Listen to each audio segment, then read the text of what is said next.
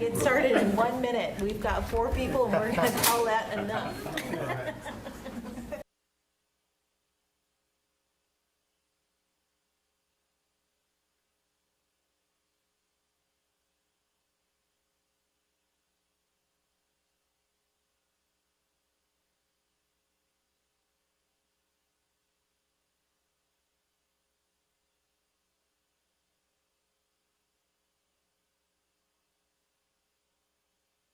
Our April Student Achievement Committee meeting.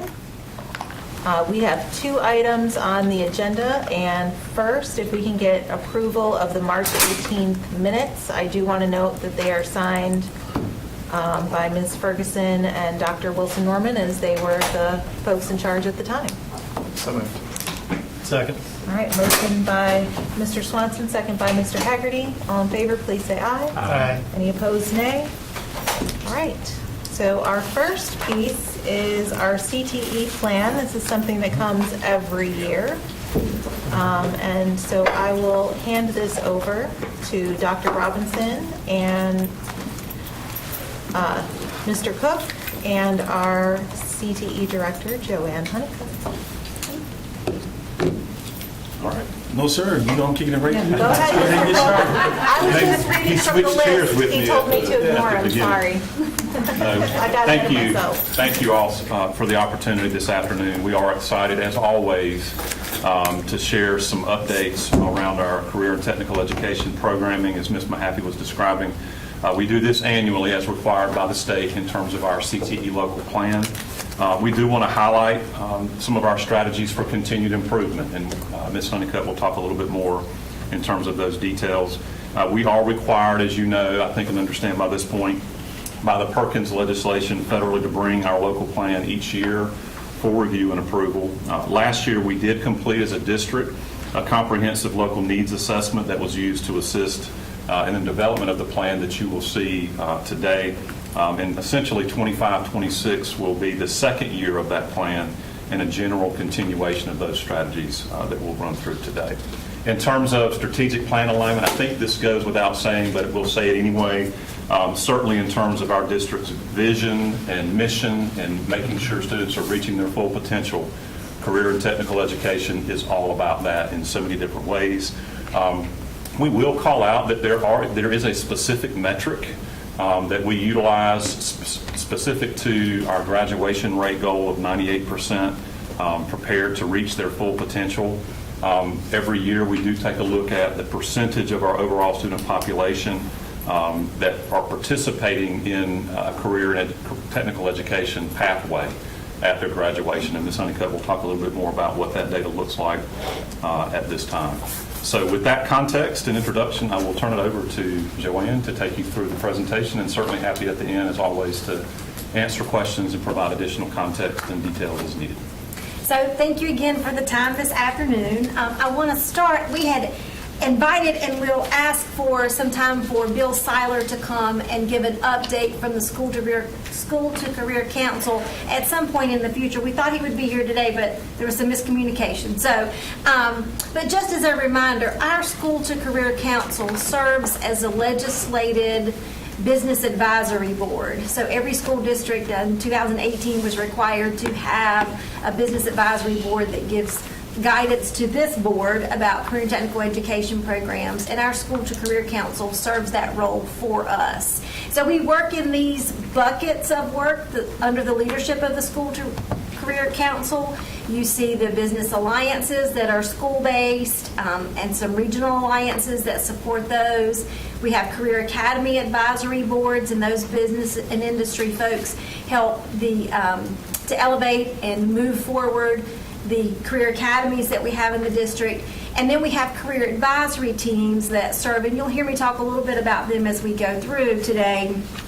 The career advisory teams are business and industry professionals that give guidance to the central services staff as we seek to find resources, equipment, credentials of value for our students. So we engage lots of business and industry partners in a number of different ways.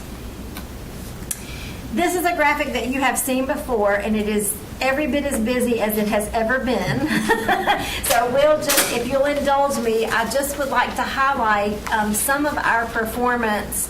And this is 23-24 data. We lag a little bit behind. It just takes DPI a little bit of time to get the data to us. But there's some things that we're extremely proud of that this graphic highlights. So we'll start with the graduation rate. The graduation rate for CTE concentrators, once again, is over 99%. We've held that 99% graduation rate for a number of years. So that's above the district graduation rate at 91.3 or 91.4.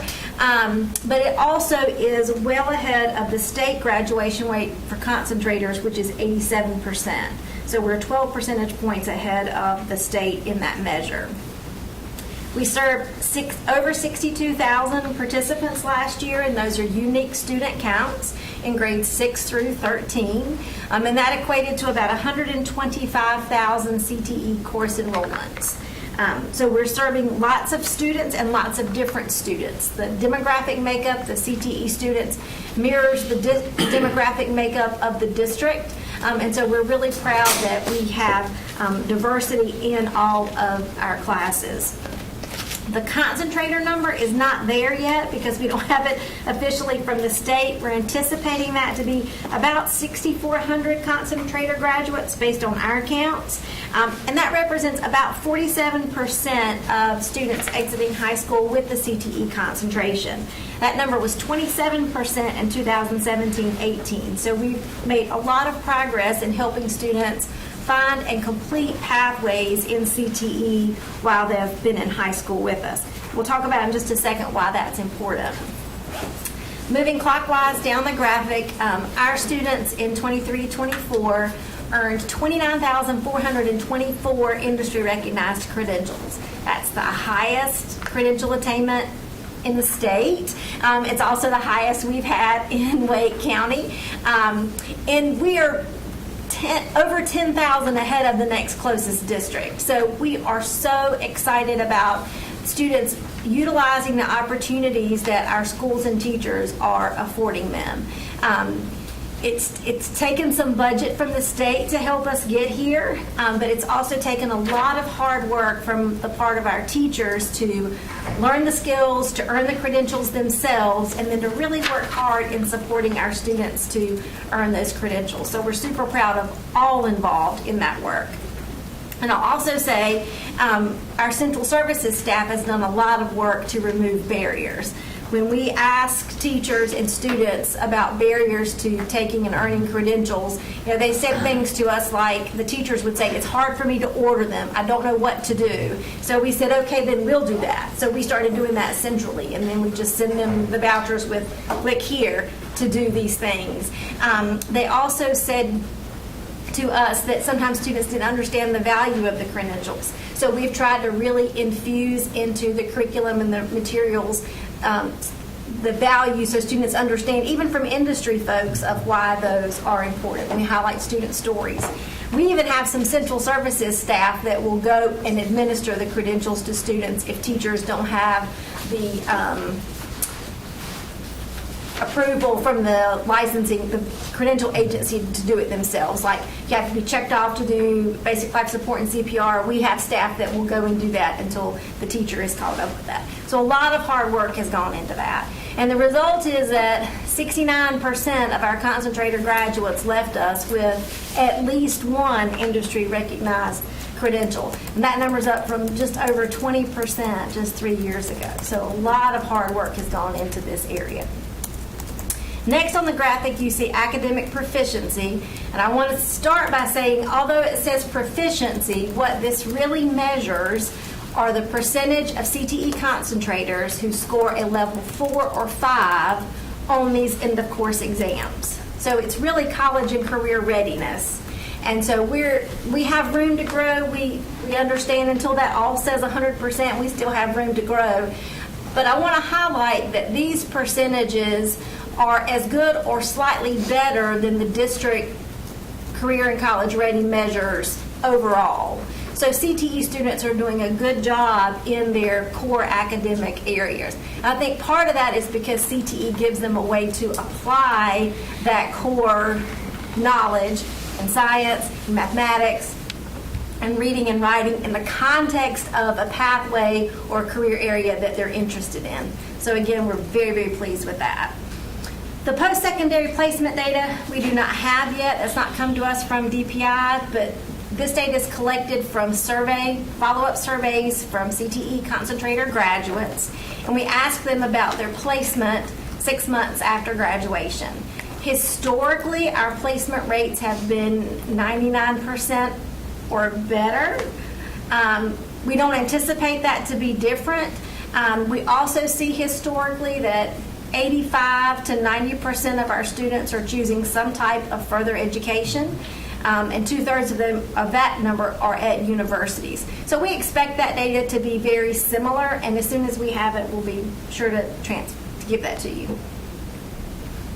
I feel like this just gets busier every year. I'm I know they sorry. haven't added, no, I know it's not you.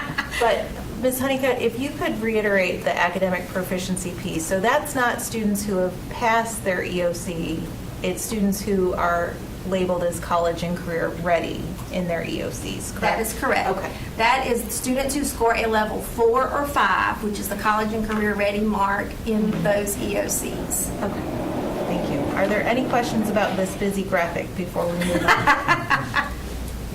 Not about the design, but the information. Both. We'll take both. Okay. All right.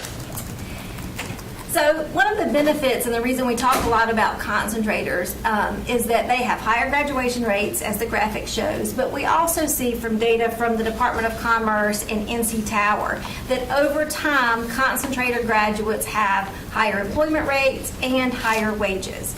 So I'm not sure if I said this or not, because sometimes I get a little excited. Concentrators are students who complete a pathway in CTE. So they have a sequence of courses aligned to the knowledge, skills, and abilities of a particular career sector or pathway.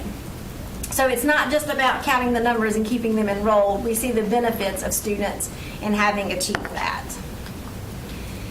So when we look at our local application, we have kind of divided into 3 areas that we'll focus on. The first being high quality classroom instruction and student organizations, and then finally career development. As Mr. Cook mentioned, this is the second year of our 2-year plan, so a lot of the strategies I'll highlight are a continuation of the work that we've been engaged in this year, and not markedly different from the years before. But we are open to input from you all, the stakeholders, and other stakeholders about things that we might need to add or consider as we move our work forward. One of the big tenets of the local application is that we do have alignment to labor market and that we are of sufficient size, scope, and quality in our CTE programming. So a bulk of our budget is spent on equipment and supplies and curriculum resources for teachers. We do that to align the experiences in the classroom with what students would see in entry-level positions in business and industry. So what are the equipment that we need to bring in? We have a pretty aggressive plan for replacing computers, keeping up with all of the technology and digital requirements pushes us quite a lot. We've got CNC machines and robotic arms, and we run the gamut of equipment. But that also includes curriculum resources and supplies. So what are we doing to make learning come alive for students in ways that they would experience in industry? So in a pharmacy technician class, you would see labs where students are counting placebo pills and practicing labels like M&Ms and Tic Tacs and putting labels on them.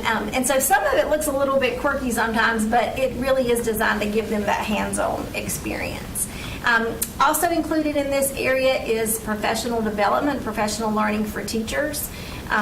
We'll talk about teacher recruitment a little bit later, but providing the learning that our teachers need to stay up to date with industry is a challenge. We lean heavily on industry folks to help us be able to bring that learning to our teachers. Some of them have come from industry, But many of our sectors change quickly enough that it doesn't take many years outside of that business and industry to need some refreshers. We also know that because we bring lots of teachers in from business and industry, they need a little bit more support in learning how to be a teacher. They may be a great technician, but learning how to teach middle and high school students takes some extra support. So we appreciate the partnership with Human Resources and help and our participation in the Alternative Licensure Institutes to help teachers be ready for those challenges. We've talked about credentials already. I won't rehash that, although 29,424 is a really good number. We also spend a lot of effort around supporting special populations in career and technical education. So special populations are student groups that would be identified as a non-traditional gender in a career area, so a female in construction, for example, or a male in early childhood. We also identified here are student groups who are multi-language learners or exceptional children or 504. And so we have strategies interwoven in the plan to support those students, both on the technical side, but also, again, on the integrated academics. And then support for our career academies is also under this category. And here's a map that I'm sure you're familiar with. We continue to push into all of the high schools. We're not there yet. We have 24 career academies in 19 schools. With a goal still, I don't think I'll make it by year 10, but we still have a goal of having a career academy in all of our comprehensive high schools. And these are just smaller learning communities that are focused around a career theme. So the benefits of those are it helps students really focus and fine-tune with a limited, not in a bad way, but a smaller group of students so they have a greater sense of belonging, but they're also able to have some really cool opportunities and internships and partnerships with business and industry folks that set them on a faster pace for careers in that focused area. Do you have some questions? Did you want to go to that? Sorry, I didn't realize hands were up. Oh, no worries. No, that's fine. Why don't you kick it off? Sure. So, we hear a lot of wonderful things about the career academies, but one of the things at the board level that we also hear a lot is that students around the county will hear about an academy and then want to go to that school to attend the academy. But we haven't ever looked at that as, they're not magnet programs, they're not oftentimes really designed to accept students from outside the county, and we'll tell students and families that want to transfer that just because you've gained access to the school, there's no guarantee that you could even get into that academy. But we still see just incredible interest from people to attend an academy at a different high school that is in their area of focus. Have you thought about that in terms of, is there a way we could have more offerings either through student choice or through expanded offerings, or is there enough support for a lot of these different programs maybe being centralized around a magnet theme at a high school?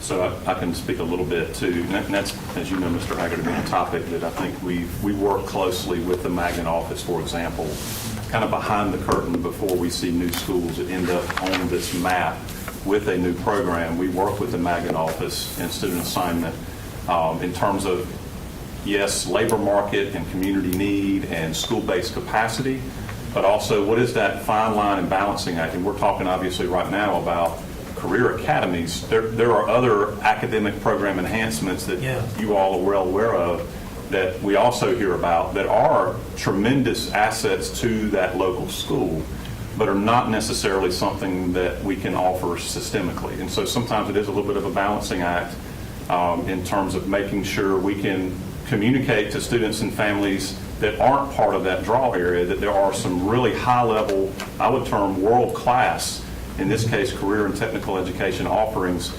even without necessarily having an academy designation, right? And I think, Joanne can talk a little bit about that in terms of the details. So, for example, we may not have a career academy in a specific field at multiple high schools, but there are courses that they can take, and there are concentration pathways they can still complete without that kind of small learning community within the school itself. And that's not to say there won't be limitations, but it is a balancing act. And I think it's incumbent upon us every year to kind of evaluate, quite frankly, what 10, 15 years ago was cutting edge and kind of unique in terms of a magnet or draw might not necessarily be that now. It might be the national norm. Is over time we have, for example, leadership in technology 25 years ago was cutting edge and unique. Now I dare say we want to make sure leadership and technology are integrated in the fabric of all of our schools. So I think it's one of those things where we do try to make sure families know and recognize that Career Academy is not make or break in terms of an interest a student might have in courses that might be offered.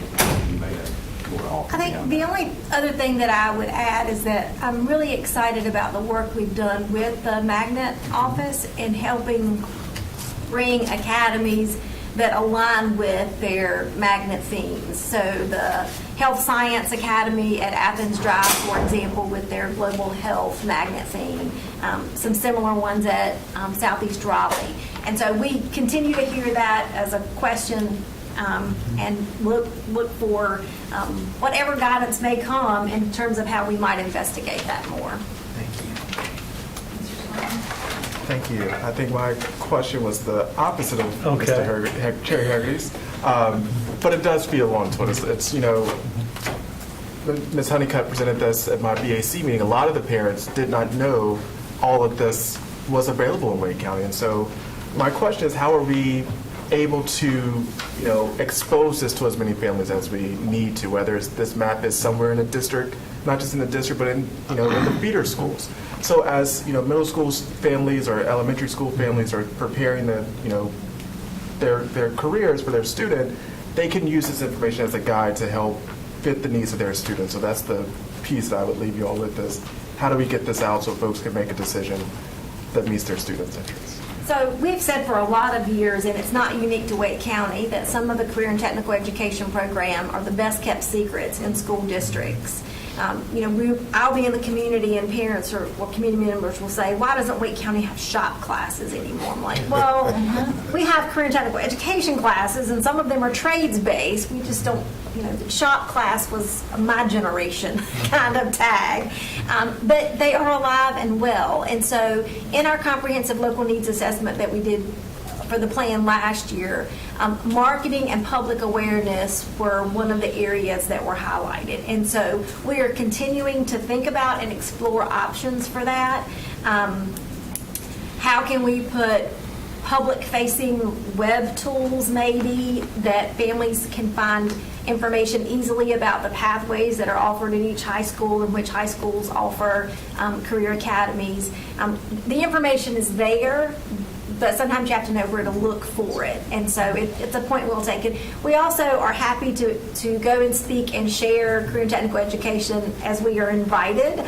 And so we'll be at the Community and Family Engagement Summit on Saturday. And so all of those things, we're also really trying hard to get the word out. Thank you. I would just add real quick too, I think sometimes, Mr. Swanson, it is as simple and powerful as making sure, like at the high school, a career development coordinator is joined at the hip with school counselors, because those counselors are having daily conversations with families and parents, and they need to know, to your point, what's on the menu, so that a parent might not know to go click 4 or 5 buttons on a website to go find a program that their student might benefit from. But a counselor, in combination with a career development coordinator at the school, if they're on the same page and working closely together, they can make that connection very, very quickly and in high volume as well.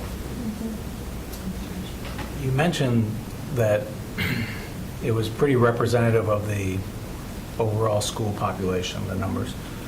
But are we drilling down into an individual school, career academies, to see if those are actually represented? And I say this knowing that at least one in my district is not. And so it's that question, and then how are we've got to make some changes there. How do we do that? I think we had started to be more intentional, but clearly not enough? Because not all, because a lot of these, I don't want to say a lot, some of the kids in these programs are in them because their parents tell them to go be in it. And so that takes up space from maybe other students who might really benefit from being in some of these career academies. Yeah. So the first part of your question, my comment about the demographics mirroring the district is the overall CTE Right. enrollment. So it's not specific to career academies. We continue to highlight for the Career Academy coordinators at schools the need for their academies to reflect the demographics of the school. So that continues to be an ongoing conversation, really thinking about do all students have access to that Career Academy, and what are we doing to help ensure that? And so we're pushing them to think about how they recruit, where they recruit, how they're sharing the message of career academies and with what audiences. So it is an ongoing conversation and body of work for us in that space. And after how many years of that conversation do we, I don't want to say demand change or demand another, but if something is clearly not working to increase representation across the school, and it's been 2 or 3 or 4 years? Yeah. So And what? we continue to have them put in new and different strategies all the time. So we're doing direct mailings to all families. We're doing postings on websites. They're hosting information nights. You'll see them at magnet fairs. So we continue to give that guidance and support about ways they might do it differently or can do it differently.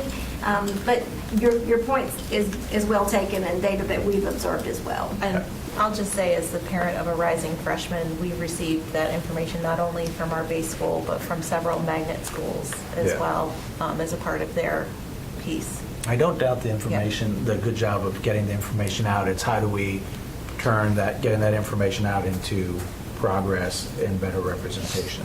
Mr. Swanson? I think, I just know back to my time as a teacher, and I'm sure Ms. Gordon can relate to this as well, as teachers and educators and principals can lead students to a water, but you can't necessarily make them drink. And so how are we empowering students to recruit folks? I think, it's student voice is very powerful. Yeah. And although a counselor can direct those folks to the appropriate place, but I think if we have a student sharing their experience, students are more likely to listen to their peers versus the adults.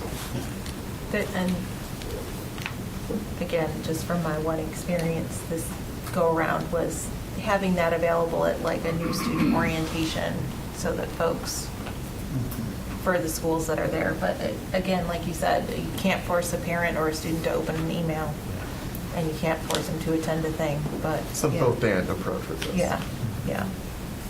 I do think it speaks to the fact that, to Mr. Hershey's point, right, all the strategies that have been tried and deployed, if they're still not eliciting the results that we need them to, we have to continue to find other strategies that do work. And sometimes that might even be, if we see a similar kind of program at another school, whether it's in the district or outside the district, that seems to be able to overcome some of those same challenges, then are we able to replicate and scale some of maybe what we can quantify that's working there and make sure it's happening in other places as well? So I absolutely think it's a fair question and one that we've got to continue to You got focus one more on. comment? Yeah, I do. It just, from talking to some of the students that attend some of the academies, one of the challenges that comes back to us is that they'll say, we know we need a certain number of students in the academy to make it work.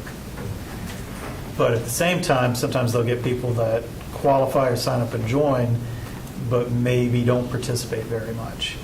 And it's frustrating for the staff who are involved because they want to see more engagement. They want people to get more out of the academy, but they don't feel like they can kick people out because they have a certain number, a certain population they need to maintain.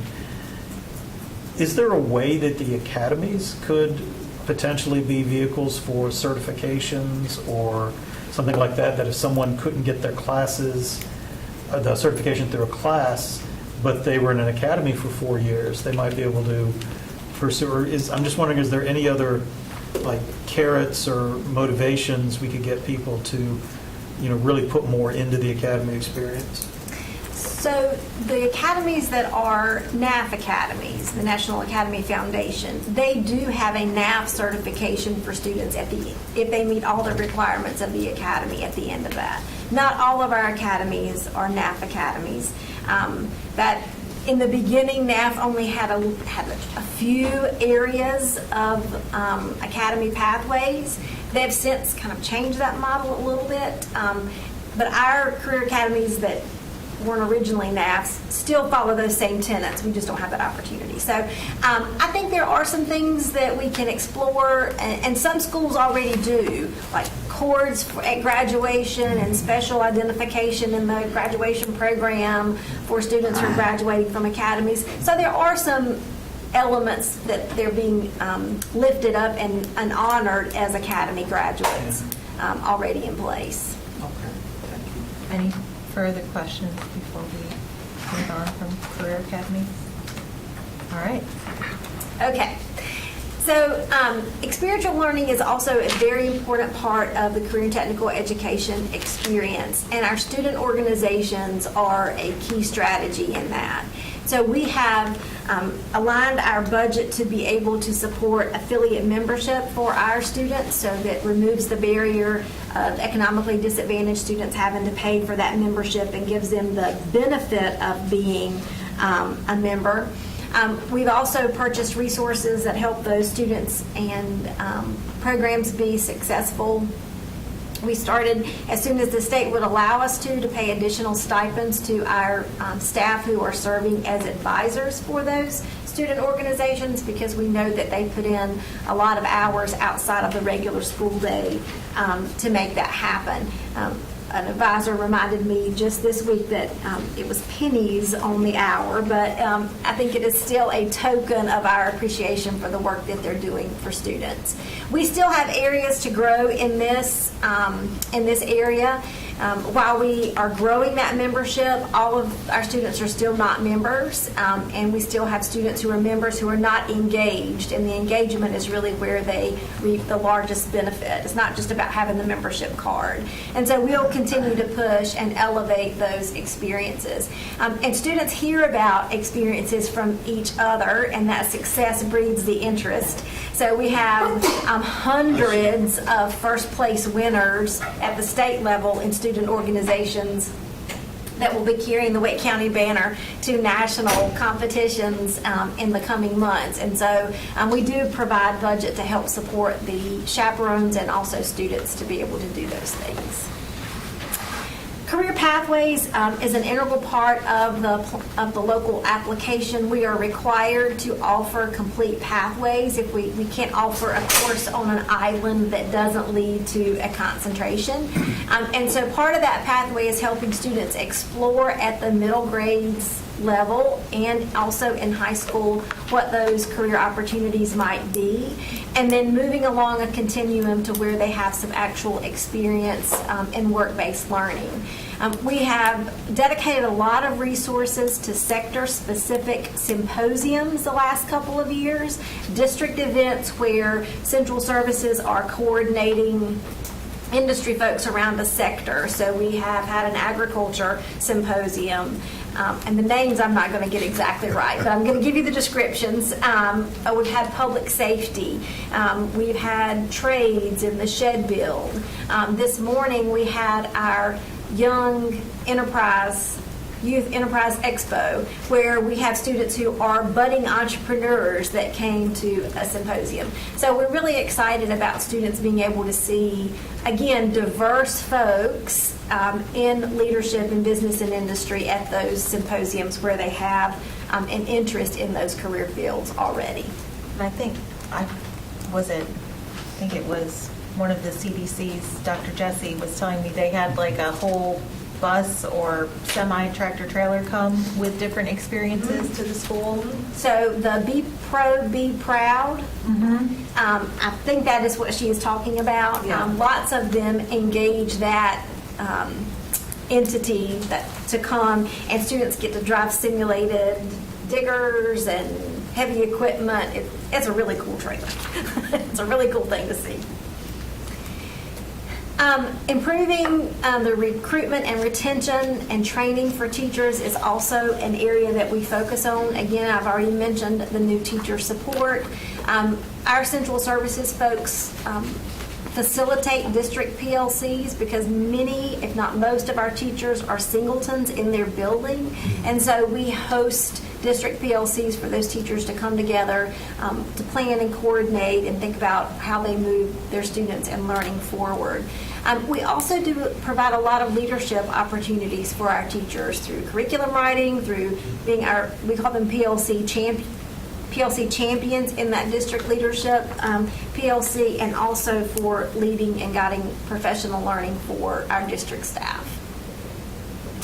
Access to high-quality career and technical education is also important to us. It aligns with the district's equity policy, and it is our look at, to the points you've made earlier, do all students have access to rigorous high-quality programs, and are they being successful in that? And so we have engaged several specific strategies around student groups, integrating support for multilingual learners and students with disabilities has been a focus of our PLCs this year and will continue to be next year because those are the two groups that have the largest gap in performance on the CTE side. And so, just in conclusion here, we're bringing the plan to you today as a draft. We want to gather and incorporate any feedback that you might have for us. As we receive those last data points from the Department of Public Instruction, there may be some fine tuning to some of the strategies based on those data, but we'll bring the plan back to you in complete draft for approval in May so we can meet our deadline for submission to DPI by June 30. Any questions or feedback on the plan so we can get it ready for May board meeting? Mr. Hershey. I should have asked this earlier after one of the first slides. You mentioned funding. Is there any local or federal funding for these programs? Yes, I appreciate that question. I'm sorry I went right over that in my notes. Our state funding, the bulk of our funding is from state sources, and we receive about $59 million that we use to pay staff. We receive another $2.5 million from the state for program support, and about that much, $2.1 million in federal funds under the Perkins Grant. We have not been given any indication that federal funding would not come to us in the coming year. From what we're hearing from CTE leaders at the federal level is that we can expect it. That's good. You talked about data of students and how they're doing test-wise. Do we have data on the impact of students who are maybe struggling prior to getting into some of these programs? Growth data. Yes, thank you. So freshman year, come in, maybe by the time you get your concentrator finished, what do we see for those academic proficiency rates between ninth grade? And I know this is based off of EOC, so that might be hard, but. Just as opposed to, Yeah. thank you for clarifying that. This as opposed to, are we just getting all these high achievers who are already doing great? Or how we're talking about our graduation rate all the time and attendance rate and the impact that these programs could have on those students if we have any data on that. Showing that a practical application, Right. a practical application for the math that you've learned may hit Right. different for students. Yeah, I would imagine, I'll let you guys Math speak 1, to 2, and it. 3. I would imagine we haven't collected that specific data, but I think it would be easy enough to get that. Part of what we've always done in CTE is to say that we see that when students enter into these programs, we see the success rate for everybody. So I think that's what we've kind of laid our bones, is to say that any student, well, the majority of students that enter into this program, they experience a tremendous amount of success. But I think what would be interesting is to look at kind of where those students were before they entered and then how that changed. So I've never specifically collected it.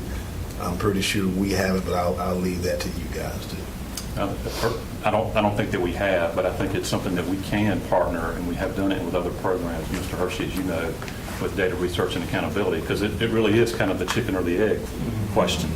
Do we have a 99.3% graduation rate because kids are a CTE participant and completer, or were they going to graduate at 99.3% Right. whether or not they did CTE or not? Right. That's So all. I think absolutely we can dig into that a little bit to maybe show impact and maybe compare to like peers, historically speaking from an academic standpoint, some that maybe did not take the CTE path and some that did, and maybe that will give us the ability to answer your question, I think is important. And the last point, and this is, I think, Mr. Harry was talking about a little bit earlier, is I would just encourage there being some kind of connection, and I'll get into specific schools outside of this, between a middle school that maybe has a magnet theme and the career academy. So, because you go to a middle school for whatever, you said leadership and technology, which is Carroll, and then that transitions into the finance academy. And I don't know that there's any connect between those two, which is the potential to draw and diversify the student population at Sanderson and the Career Academy. But are we making those connections? If not, I would love to see some more of those kind of continuations or touch points, however you want to describe it. That would be my biggest feedback. Absolutely. Other questions, comments?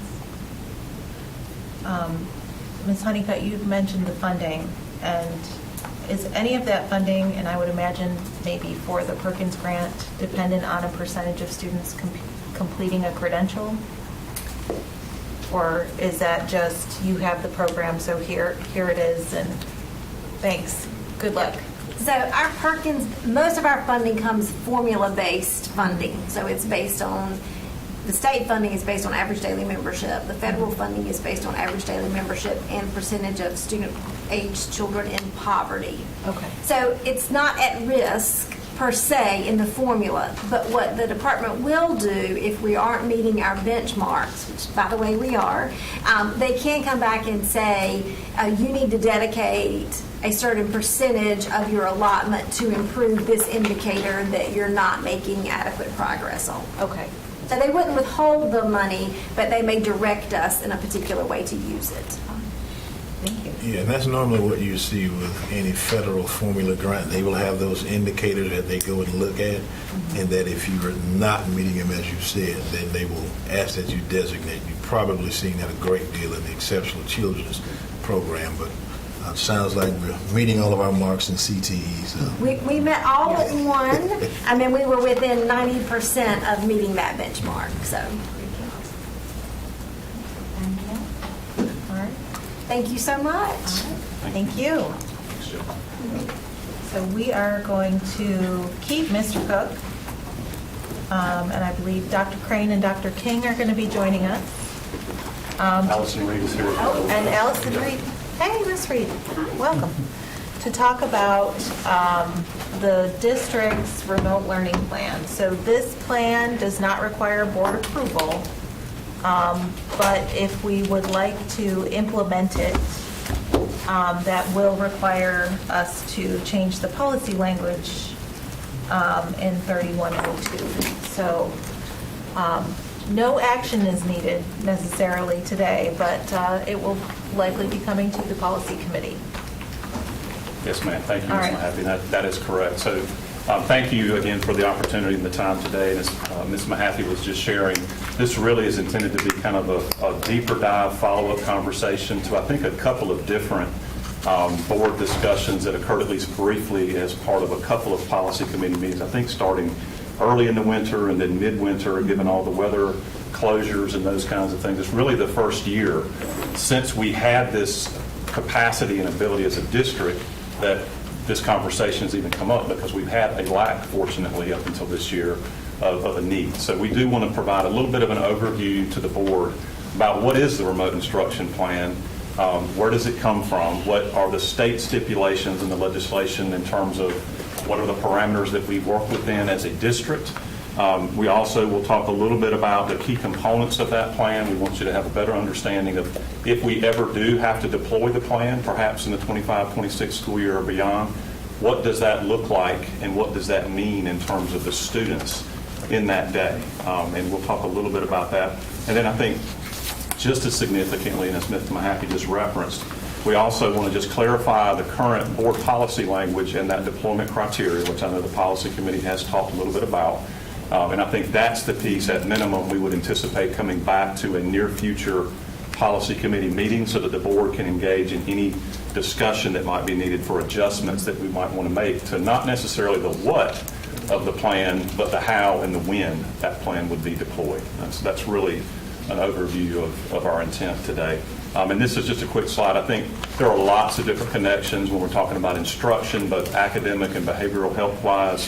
When we're considering any kind of remote instruction plan, we'll talk a little bit about those implications. There are actually components of the draft plan that districts are required to submit to DPI that kind of touch on some of those key factors and considerations, and we do want to provide some time today for some discussion in more depth and detail. And this is just a quick quote because we think it really kind of epitomizes our approach to remote instruction. And we want to be very clear. As the quote says, remote learning is not about replacing the classroom. It's about extending its reach. This is from Eric Scheniger, who was a former principal, national expert on remote, online, virtual, blended learning. So really, when we're talking about emergency remote instruction plan deployment, I don't think that we ever want to pretend that this is intended to in any way fully replicate a daily classroom experience. It is simply not that. And so I think as long as that is our operating premise and understanding, I think we can be clear about what expectations should and should not be when it comes to this. I think is another important stipulation. We're not talking about, in perpetuity, like during the pandemic. We're not talking about, having to have daily, almost semi-permanent, big blocks of weeks or months where this would be delivered. As state legislation calls out, we're talking about no more than 5 instructional days, no more than 30 total instructional hours for an entire school year that this would ever be deployed. And so we wanted to call that 5 days, 30 hours, correct? All right. Max. And to that point, this slide just provides the board and our public with a quick overview of what is allowable, what are the parameters. As you can see, remote instruction can be offered in lieu of closing schools during emergencies. Any district that wishes to do so must submit a remote instruction plan to the State Board of Education and DPI. We have, as a district, been doing that each year. That this has been available since, I think, the 21-22 school year. We just haven't ever really needed it before until this current school year when we just got to the place where it might be a significant consideration. And as I mentioned, superintendents, and as you see here, may direct schools to move into remote instruction for up to 5 days, no more than that. The state board does provide annual guidance to ensure district plans align with these statutory requirements. We'll talk a little bit about that in just a few minutes. Part of that guidance stipulates that district plans will be submitted by June 30th prior to the beginning of each new school year. So in other words, districts only have to submit a plan if they'd like to use a plan. And so it may very well be that some districts don't want to consider this option. They don't have to submit a plan. If we want to continue to have it as an option in our district, we have to have a plan on file with DPI.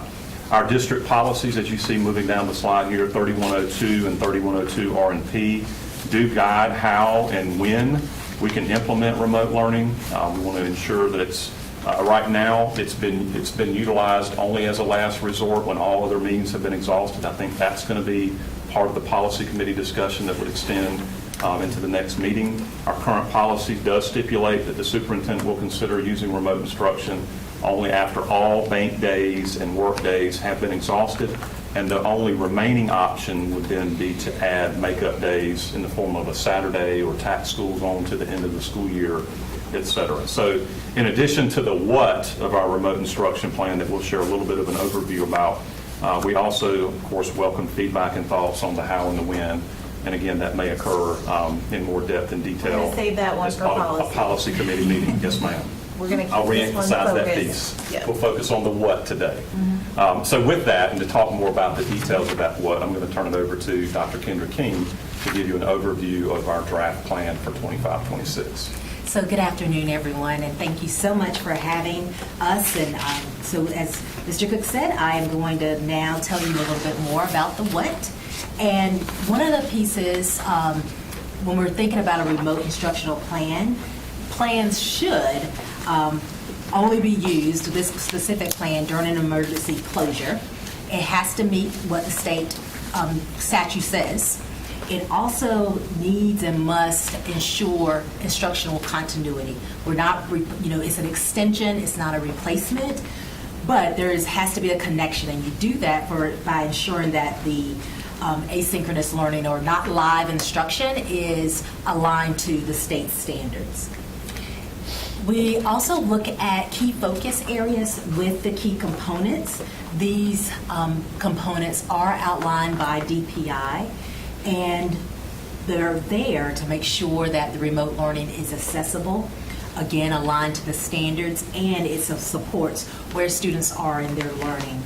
So we do that with making sure that we have defined what the remote learning expectations are.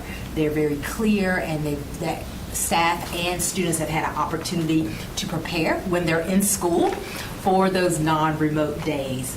Also looking at what's our communication on it, what is our training, identifying what tools we will use that are appropriate to support learning for students. Then, in addition to the standard course of study, which I've already said, we also need to and must provide offline learning opportunities because we have to elevate accessibility. One of the pieces when you may want to think about our elementary school students, like K through 2, as well as students that may not have access to internet, or if it's an emergency closing, none of us may have access to that remote learning. Thinking about our plan in the past, we continue to refine the process that we've used since the 21-22 school year. We also have not had to use the plan, as Drew pointed out for us, but we have always had it ready since it has been available to our public school units. Over the last 2 years, we have committed to one LMS, and that has been Canvas. Previous years, our schools, various schools that have had different platforms that they were using, but in an effort to better support our students as a district, we committed to one, and again, that is Canvas. And each year, we also look at all the digital tools that are available to support learning and to see are they working for kids, the utilization of those, the practice that students have with it, and that it still aligns with what we feel is needed in our school district. So looking at next year's plan, this is the plan for DPI. This is not a plan that we're passing out to our teachers or our students or families, but we did want to share it with you so that you could see the different components and that it covers all of those components that were mentioned. It aims to maintain the consistency that we've had in our past frameworks of the plan. It also talks about Canvas, and it's used to meet individual student needs as well as reflect on the available tools. So in alignment with our school board policy, our deployment would only be considered when all bank days and teacher work days are used or exhausted, and the remaining alternatives would require changes to the school calendar. And that would be like extending the school year, Saturday school, removing a holiday, part of spring break. Next steps, we are looking for direction and clarity from you, which actually could look like an update or further discussion at the policy committee to look at board policy 3102. We would use that information and any other feedback that is provided to us to update the plan and then submit it by June 30th to DPI. So at this time, I'm going to pause to allow for discussion and questions from you. So Sir.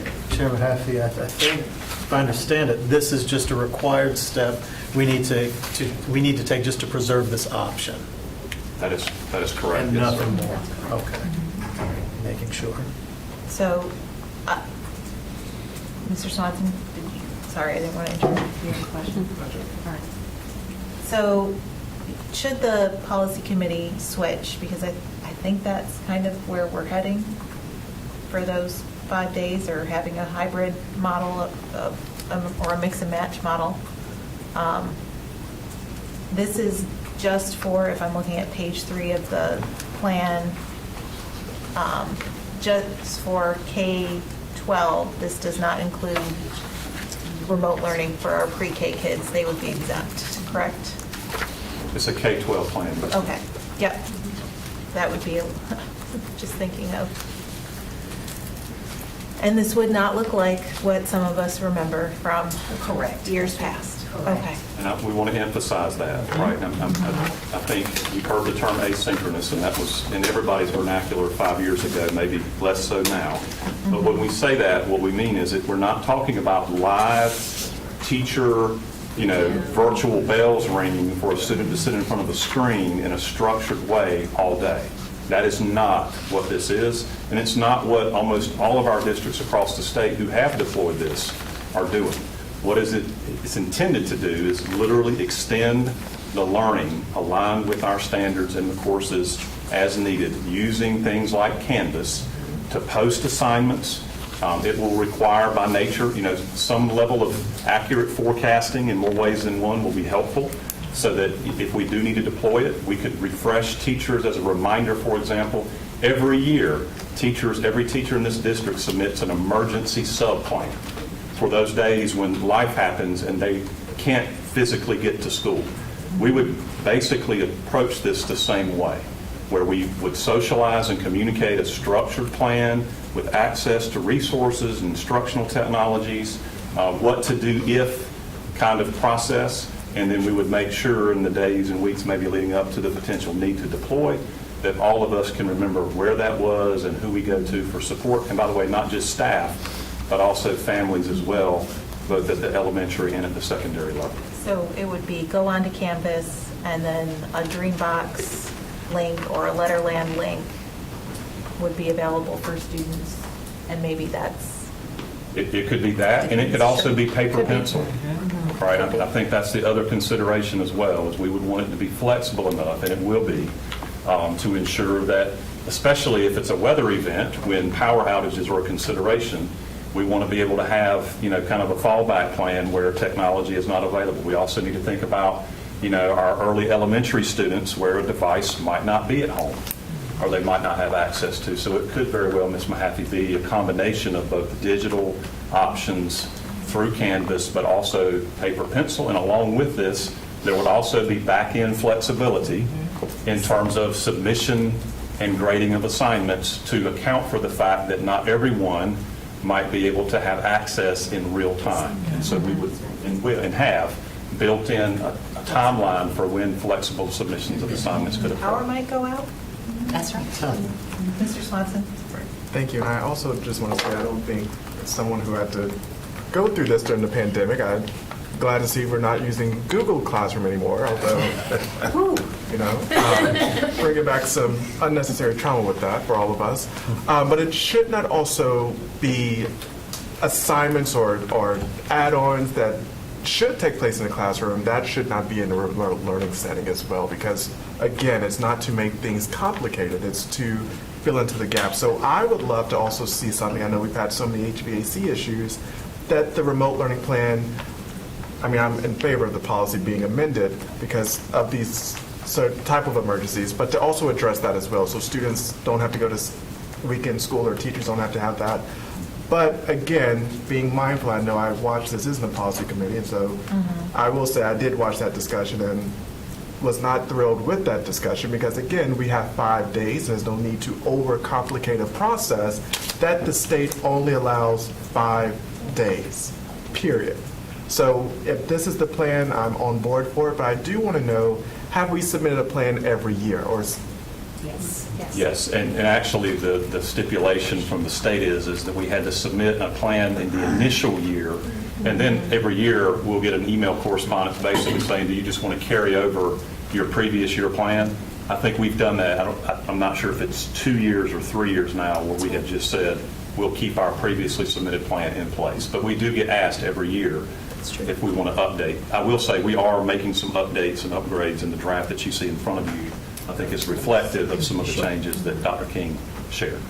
And a follow-up to that, or would be, we understand that things happen quickly, and I mean, the board doesn't cancel school. That's something I'm glad that we don't do. That's the superintendent. But I also know the superintendent would not, Dr. Taylor would not, pull a remote learning day the day up. I mean, there will be a lot of preparation for folks to know. So I know there will be some ease, but I hope that we can make this process very smooth so families don't have to relive what happened 5 years ago. But it was also a learning opportunity for 5 years ago. I mean, I'm grateful to hear that there'll be options for folks to, have the pen and paper and online. But I would also hope that there would be examples for some students online or somewhere for those students that may need a refresher or whatnot. And so, I mean, I'm all for this. I would even hope that maybe, if there's a remote learning day, that teachers may have a little office hour that students can pop in or whatnot. There is some issues. I mean, I know I had office hours during the pandemic, but not every student went to it. But it was a great opportunity for folks who did have questions or needed a quick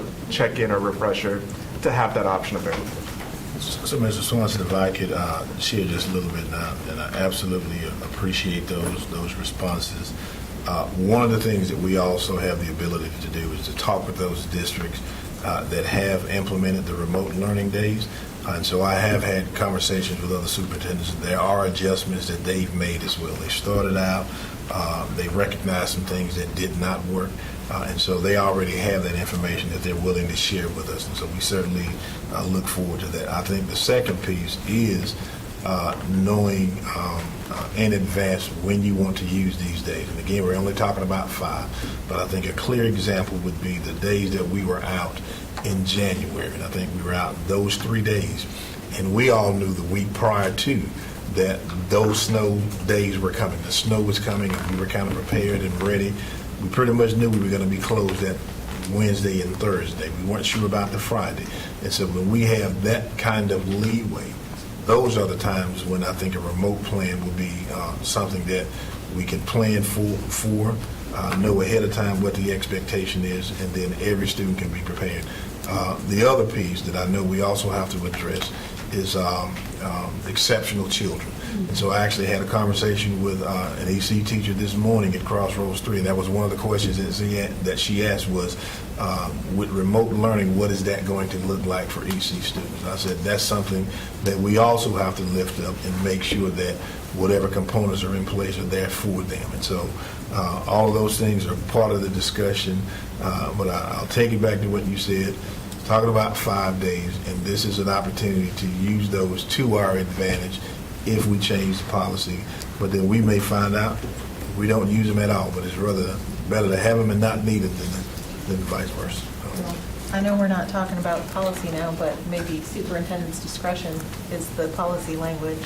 Any other questions or comments for folks? All right. Well, with that, we will see you at another time, I believe. And thank you all very much. Thank you. We are adjourned. Thank you.